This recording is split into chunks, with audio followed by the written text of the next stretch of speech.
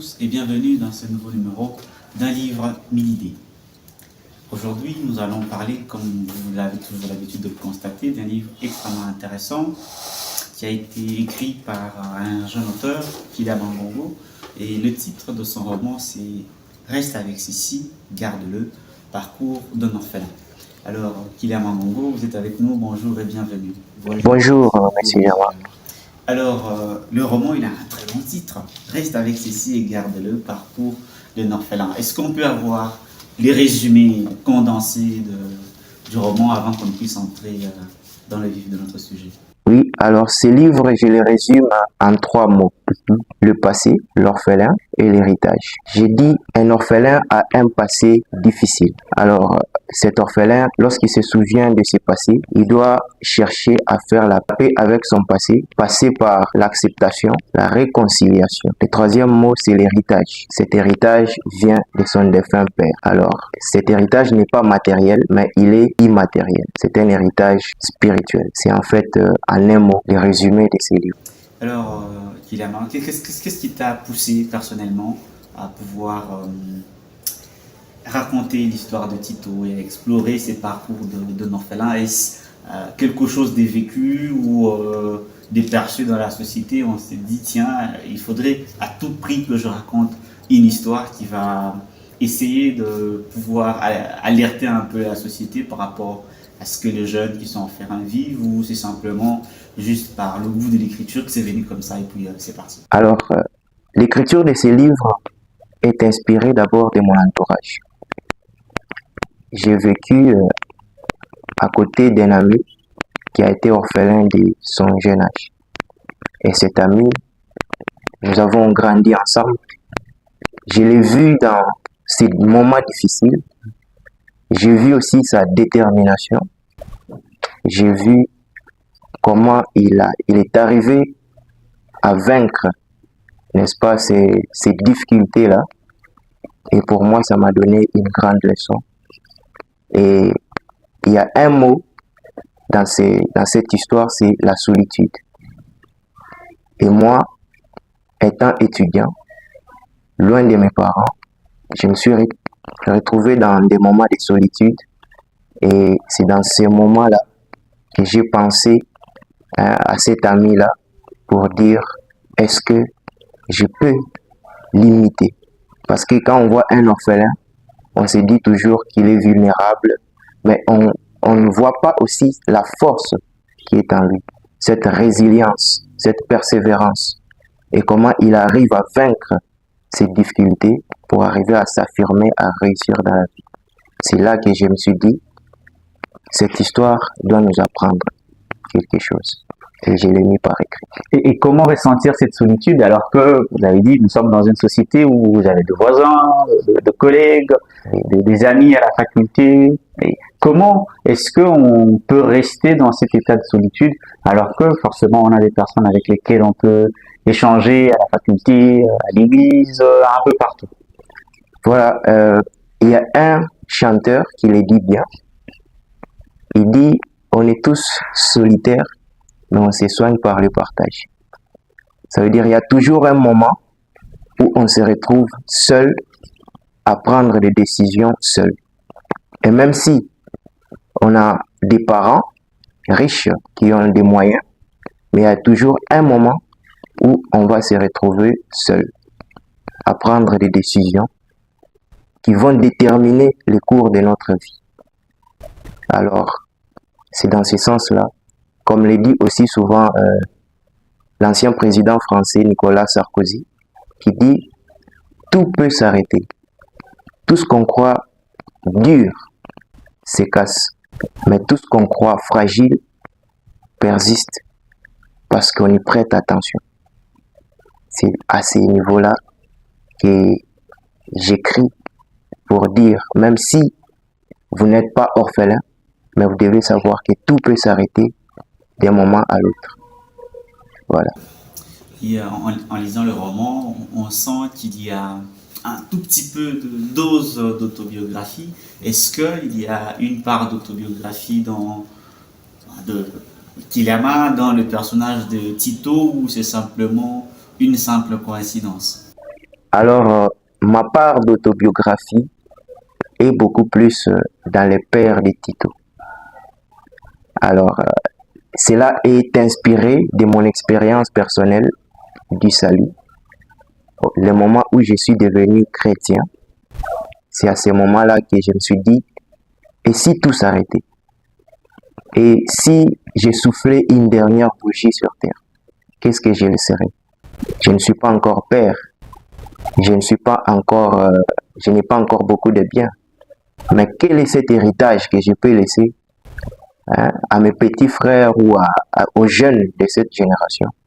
Et j'ai dit, c'est cet héritage qui est au-delà des choses matérielles. C'est un héritage spirituel. Comment s'est passée l'écriture? Parce qu'on voit qu'il y a des thèmes assez récents, notamment la problématique de la pandémie de Covid-19, il y a la problématique des gratuités de l'enseignement. Comment ça a été lors de l'écriture? Comment avez-vous fait pour intégrer ces thèmes assez récents, notamment surtout celui de Covid-19? On a vu ce que Covid-19 a fait, autant de morts, distanciation sociale, jusqu'aujourd'hui maintenant il y a certains gestes qui sont restés presque, disons, devenus quotidiens parce que ça a été vécu pendant la période de Covid-19. Comment avez-vous fait ces ponts entre l'histoire de Tito et l'intégration de... Alors, la littérature, c'est le reflet de la réalité. Ou alors, comme l'a dit aussi le professeur Madim Bazouch, la littérature est une valeur ajoutée à la réalité. Alors, dans ce sens-là, les thèmes contemporains ou des événements qui se passent autour de nous doivent figurer, n'est-ce pas, dans ce que nous écrivons pour marquer l'histoire, pour nous plonger en fait dans ce monde que nous vivons aujourd'hui. C'est là qu'est venue l'idée d'intégrer l'événement de Covid-19 qui a été en quelque sorte le mobile même de l'écriture de ces livres. Et il n'y a pas que le Covid-19, il y a aussi la gratuité de l'enseignement, avec tout ce que ça a apporté comme difficultés, conséquences. Il y a aussi le thème de la guerre qui subit notre pays à l'Est. Il y a aussi, n'est-ce pas, le chômage, par exemple. Tous ces thèmes-là que nous vivons aujourd'hui, lorsque le lecteur se retrouve en train de lire cela, il ne voit pas en fait la différence ou la fiction, mais il se retrouve dans le monde qu'il côtoie au quotidien. C'est ça. Si ceux qui nous regardent se posent la question de savoir à qui est-ce que ce livre s'adresse de manière prioritaire, aux jeunes orphelins ou à tout ce public qui aimerait toucher un jour un livre, de lire pour découvrir ce qu'il a mis ici, on vous pose cette question. C'est quoi votre public cible? À qui est-ce que le livre s'adresse de manière prioritaire? Le livre s'adresse principalement aux jeunes adolescents et aux jeunes adultes, parce que vous y trouverez beaucoup plus un père qui parle à son enfant, qui lui montre des principes de vie, qui lui montre, n'est-ce pas, des conseils fondamentaux qu'il doit mettre en exercice dans sa vie quotidienne. Donc il s'adresse d'abord aux jeunes adolescents principalement. Et pour vous, quand vous avez rencontré la littérature, avant qu'on revienne à d'autres questions, quel est selon vous le rôle de la littérature dans la sensibilisation de certains enjeux sociaux? Parce qu'on a vu, vous avez parlé évidemment de Covid-19, de la guerre, du chômage, de gratuité de l'enseignement. Quel est le rôle que vous donnez à cette littérature par rapport à la sensibilisation de ces enjeux sociaux que les gens vivent? Le premier rôle de la littérature, c'est retranscrire ce que nous vivons afin que les autres ou les générations futures qui liront puissent revivre ces moments, parce qu'on dit rien n'est nouveau sous le soleil. Alors, ces choses que nous vivons aujourd'hui pourraient se répéter à l'avenir. Et ceux qui liront, les générations futures, vont se retrouver et savoir comment se préparer peut-être à l'avenir. Le deuxième rôle, c'est aussi de dénoncer, n'est-ce pas, peut-être les injustices ou alors le manque d'action au niveau personnel ou alors au niveau collectif. Et lorsque le lecteur se retrouve face à ces injustices, face à ces difficultés-là, il doit maintenant savoir comment prendre des décisions à ce niveau. Avec cette interpellation, de l'écriture. Alors dans le roman, on voit que le legs paternel que Tito découvre, il apparaît comme une sorte de lumière. C'est une sorte d'ouverture sur le monde, sur la vie. Qu'est-ce que cela représente de manière symbolique? Pour vous, ça représente quoi? Et pour les lecteurs qui va lire et dire, mais tiens, pourquoi Tito découvre que maintenant, après le départ de son père? Qu'est-ce que ça représente de manière symbolique? Cela représente premièrement la récompense ou les trésors du combattant. Ça veut dire cet orphelin qui a vécu des moments difficiles, mais qui décide quand même de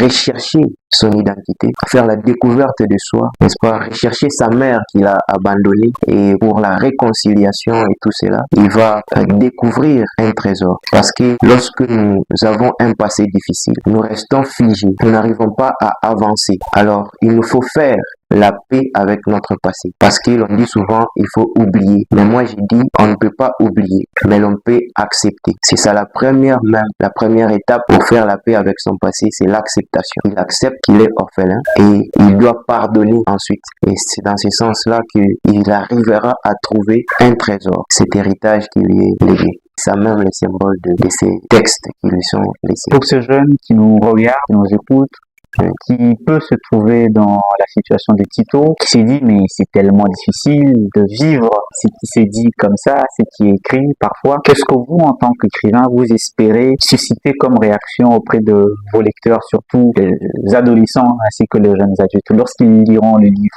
Qu'est-ce que vous espérez susciter comme réaction, comme émotion après lecture de ce roman? Je voudrais premièrement que les lecteurs se sentent orphelins. Je voudrais qu'ils vivent cette émotion qu'a vécu Tito dans son parcours. Je voudrais qu'ils puissent d'abord se retrouver seuls en lisant ce livre, être dans la peau de cet orphelin pour arriver à prendre des décisions, n'est-ce pas, à faire l'examen de conscience par eux-mêmes. Parce qu'on peut toujours penser que lorsque nous avons des parents, lorsque nous avons ce qu'on appelle des parapluies qui nous soutiennent, nous ne pensons jamais que cela peut s'arrêter un jour. Alors, lorsque nous parvenons à notre maturité, nous nous retrouvons que réellement, nous avons des choses, des décisions à prendre seuls. Et en lisant ces livres, je mets déjà les lecteurs dans cette situation d'orphelin pour qu'ils puissent prendre sa propre destinée en main. Parce qu'il y a toujours la part de Dieu et la part de l'homme dans notre parcours. Et les autres qui nous entourent ne sont pas en fait les déterminants de notre vie, mais ce sont juste des facteurs qui nous aident. Mais nous sommes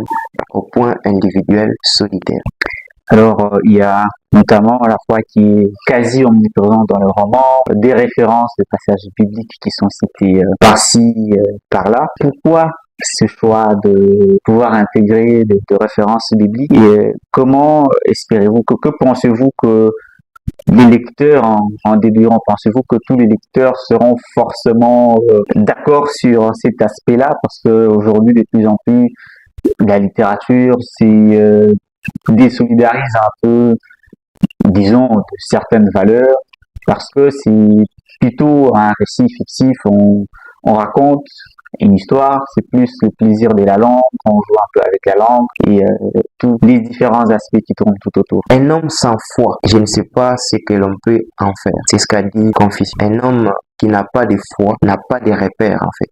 Il n'a pas de principes, de valeurs et il ne peut pas avancer. C'est comme un char sans joue, c'est comme un véhicule sans moteur. Et donc, on doit toujours avoir des vertus, des principes qui nous guident. Parce que lorsque nous n'avons pas ces principes-là, nous ne pouvons pas être un homme réfléchi, nous ne pouvons pas être une femme réfléchie. C'est dans ce sens-là que les références bibliques, les valeurs chrétiennes sont en fait des mobiles ou des fils conducteurs qui sont indiqués dans ces livres. Et je ne voudrais pas que tout le monde soit d'accord avec ce que j'écris ou avec ces références bibliques, mais je voudrais leur montrer comme un exemple, n'est-ce pas? Parce que tout lecteur ne sera pas chrétien, par exemple. Mais il doit, au moins à son niveau, avoir des principes de vie, des références auxquelles il tient, qui doivent déterminer son comportement et même sa réussite dans la vie. C'est dans ce sens-là qu'il se retrouve ces références dans cette... Alors, cher Bilama, il y a des téléspectateurs, des auditeurs qui nous écoutent et nous regardent et se disent il est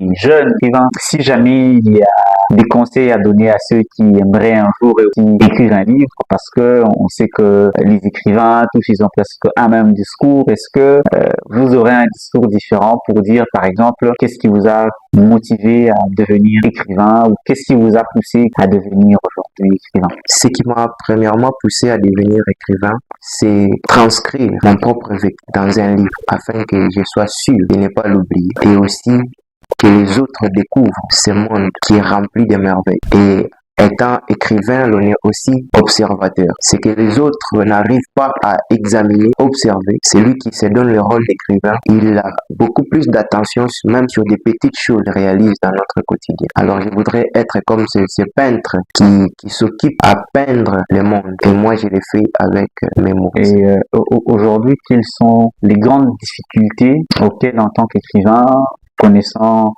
le fonctionnement de la chaîne du livre ici chez nous, évoluant avec ses propres moyens, quelles sont les grandes difficultés auxquelles l'écrivain se retrouve confronté aujourd'hui? La plus grande difficulté, c'est le manque de culture de lecture dans notre milieu. On remarque que de plus en plus, les gens ne lisent plus. Alors que un grand écrivain africain qui est une référence en fait dans notre milieu africain, Amadou Ampateba. Il dit un vieillard qui meurt en Afrique, c'est une bibliothèque qui brûle. Alors l'Africain a toujours en fait cette culture de vouloir rester un orateur, de vouloir garder la culture orale, mais de ne pas se mettre à la lecture. Alors que cet auteur nous a conseillé que nous vivons tout ce que nous avons aux côtés de nous, de le mettre par écrit. Donc la première difficulté, c'est le manque de culture de lecture. Et lorsque vous écrivez un livre, il n'arrive pas à être beaucoup lu. Et ça, c'est la plus grande difficulté selon moi. Et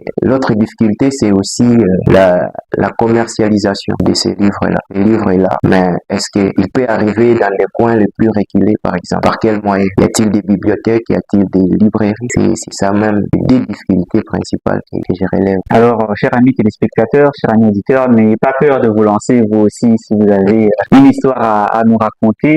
Et qu'est-ce que vous diriez à ces jeunes qui se retrouveraient dans la situation similaire à celle de Tito, qui peut-être désespère parce qu'il est tout seul, il vit sa solitude tout seul, peut-être qu'il n'a pas la facilité comme celle qu'a eu Tito de vivre comme de manière quand même assez vivable. Ces jeunes peuvent se retrouver sur la rue, par exemple. Qu'est-ce que vous pouvez dire à ces jeunes qui traversent presque les mêmes situations que celles de Tito? Doivent-ils désespérer, s'en prendre à ceux qui leur ont fait du mal? Comment doivent-ils? Alors, ce que même j'écris dans ces livres, c'est d'abord pardonner. Pardonner à ceux qui nous ont poussés dans ces gouffres. Vous voyez, comme Tito est chassé de sa maison par ses oncles paternels qui viennent en fait ravir les biens de son père et il est mis dehors avec sa mère. Alors c'est cet enfant-là, au lieu de rester avec cette amertume dans son cœur, il doit plutôt pardonner. Il doit l'accepter. Et lorsque on accepte notre condition, c'est là que nous pouvons arriver à avancer. Nous pouvons arriver à prendre les bonnes décisions. Parce que lorsque nous restons sous la colère, lorsque nous restons figés dans notre passé, nous ne pouvons pas avancer. C'est comme le dit par exemple Marcel Proust, il dit l'immobilité des choses autour de nous leur est-elle imposée peut-être par l'immobilité de notre pensée en face d'elle. Lorsque nous avons une pensée figée dans le passé, nous ne pouvons plus voir l'avenir. Donc pardonner, accepter et ensuite mettre notre foi en elle et croire aussi en elle. Alors, chers amis, on va tout doucement vers la fin de ce magazine. Pour ceux qui nous regardent, qui nous ont peut-être trouvé en cours de cet échange, qu'est-ce qu'ils peuvent retenir de ce roman Reste avec Sissi, garde-le, parcours d'un orphelin? Le roman Parcours d'un orphelin reste avec Sissi. Tout est dit dans son titre. C'est d'abord lorsque cet orphelin va parcourir des moments difficiles. Déjà qu'il est orphelin, il est dans une situation de solitude, de vulnérabilité. Il doit parcourir des montagnes, passer des abîmes. Il doit avoir un mental très fort pour arriver à surmonter ces difficultés-là. Et il y a un passé difficile qui les retient, là où il doit maintenant pardonner à son passé pour ensuite découvrir le reste avec ceci qui est un héritage, qui est une force, un trésor qu'il doit découvrir. Est-ce qu'on va s'attendre un jour à une seconde partie de la suite de cette histoire de Tito, ou il faudrait simplement qu'on s'attende à un autre roman totalement différent de Reste avec ceci? Alors, je dirais que je suis peut-être atteint de cette maladie des écrivains qui consiste en ce que l'on ne veut plus écrire, mais on est incapable de s'en empêcher. Donc, il arrivera toujours un autre livre, peut-être qui prendra des thèmes qui ne sont pas beaucoup plus explorés dans ces livres et qui sera encore bien argumenté dans un prochain. Alors, Kylian Mangongo,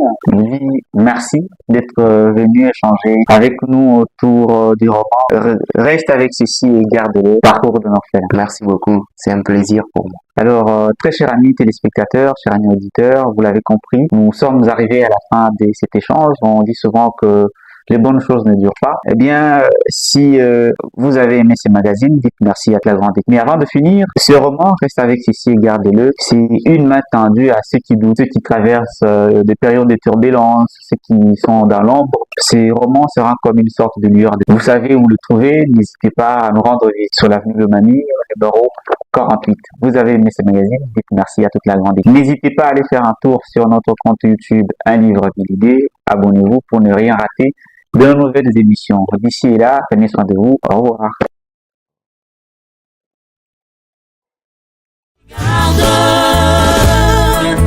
Je te dirai ce que tu devrais.